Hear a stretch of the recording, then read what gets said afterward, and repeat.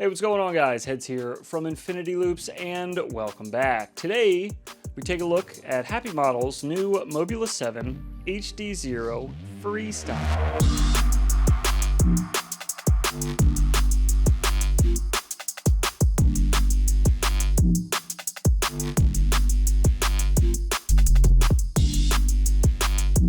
We're looking at an HDZero 24.5 gram 75mm 1S whoop here. Currently available online for $199 last I checked. In this video, we're not going to be diving too deep into the flight controller, the AIO5, because I've already covered that flight controller in another video, which I'll link up here for you if you wanted to go check that out. Instead, we're going to focus on the major differences in this build from any of the other 75s they've put out, as well as some of the pros and cons that I've found so far just overall with flying this over the last few weeks. First off, we have some new motors as far as I know. These are the RS 0802 motors, which those aren't new, but it is 25,000 kV, which that to me is new. I don't think they made those before. I believe they were 20,000 kV on the previous Mobula 7, and I'm glad that they have put a little more kV in this, because that's what I always thought those RS motors could use, was just a little more pep in their step. Those motors come equipped with a 1.5mm motor shaft, and we have some tri-blade 40mm HQ prop ultralights up there on top. Now, I know I said I wasn't going to get too deep into the HDZero flight controller, but I do want to just quickly mention about the Lux camera that it comes with. First off, I love this camera out of HDZero. This is one of my favorite cameras to use on tiny whoops right now as far as for HDZero. Now, maybe like some of you, when I first looked at this, I thought there is no shot that this camera is going to survive a bunch of crashes, when that's basically what you're landing on, is the top of the camera. If you land on your lid, you're camera first, basically. But to my surprise, I've had some pretty aggressive crashes with this little fella.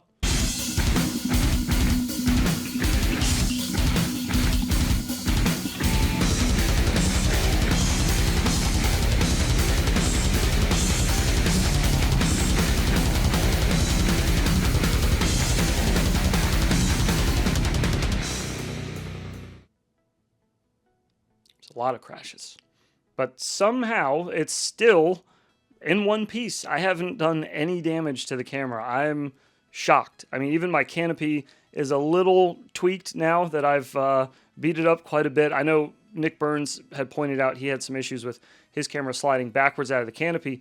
I haven't even had that. I mean, I can see one of the arms is a little warped there. I've definitely gotten that to go a little janky, but short of that, everything else has been really great and surprising about this camera. Extremely strong. I do want to note that it is very important to use a microfiber cloth, like for a camera lens, when cleaning this camera lens, because if you're like some people that use their t-shirt, it can have dirt and debris and other things that have just attached into the fibers, and when you rub it in circles around the lens to clean it, you can leave little swirl marks in the lens that won't go away. So make sure you're using a microfiber cloth that is clean when you do need to clean the lens. Outside of that, extremely impressed with the Lux camera and just the very minimalistic canopy that they went with on this build. Also, another thing that I noticed they've added here is a little antenna mount in the back of the build. It goes in your rear flight controller screw there. What it does is just routes your VTX antenna out between the two rear ducts here. That helps keep it out from the props, also gives you better performance by not allowing the antenna to drape over your flight controller. Now, as I mentioned in the beginning of this video, they have called this the Mobula 7 HD Freestyle. So we do need to double check on the freestyle part of the name and make sure that it is capable of that. So let's get into some of that sweet freestyle footage, and we will have a little chat about all that once we get done watching it.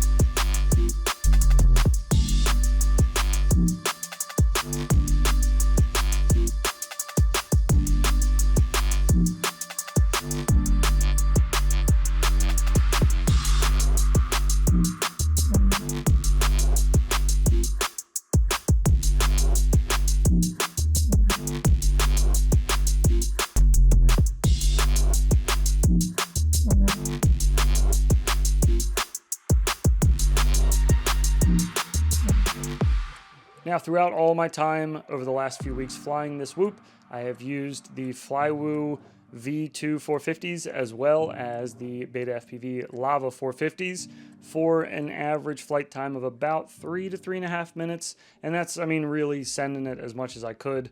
We've had really poor weather here, a lot of snowstorms and wind and rain. So I've just been kind of doing a lot of indoor whooping.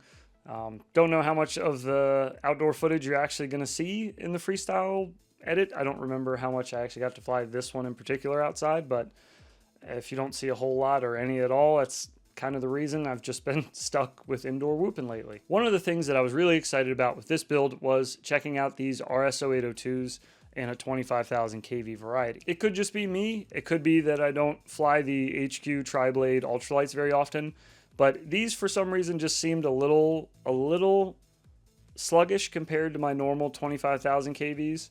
I don't know what it was exactly. It's hard to explain, but it's almost like they just didn't ramp up as fast. It's still very doable for tons of freestyle and fun stuff. It's just not, I don't know, it just didn't feel like a full punch of a 25,000 kV. It felt a little less than that, but still fine in my opinion. Now, outside of the one small critique about the motor and prop combo, just that it feels a bit sluggish to me, not horrible, but just a little less than I would expect. This build is fantastic. I've just had a blast beating the crap out of this thing. I've been only flying it, I mean, like I said, mainly indoors, so a lot of hardwood floors around the house, a lot of out here in the garage or in the basement. I mean, that was going to happen eventually. A lot down in the basement, a lot, again, just hardwood floors, hard floors, cement, everywhere. There was no soft landings for this Whoop ever in my time flying it, and it has survived really well. Actually, I just recently broke a motor, but 100% my fault. Like I said, you saw in the crash reel, I have not been gentle with this thing. So, and that's kind of the idea of these videos, is to not be very gentle and see how far you can push it.